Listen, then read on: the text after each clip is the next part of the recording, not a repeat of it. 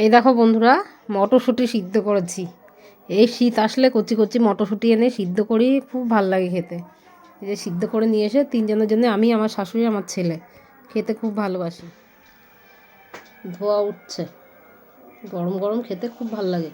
একটু নুন দিয়ে সিদ্ধ করলে, এগুলো মিষ্টি যেগুলো কচি সেগুলো একটু বেশি দানা হয়ে গেলে হবে না, খুব ভাল লাগে খেয়ে দেখবা তোমরা। এত ভাল লাগে একটু নুন দিয়ে সিদ্ধ করলে, মিষ্টি মিষ্টি লাগে, খুব ভালো লাগে খেতে। শীতকাল আসলেই আমি প্রায় দিন মটরশুঁটি এনে সিদ্ধ করে খাই, দারুণ লাগে। খোসাগুলো খোসাগুলো মিষ্টি লাগে।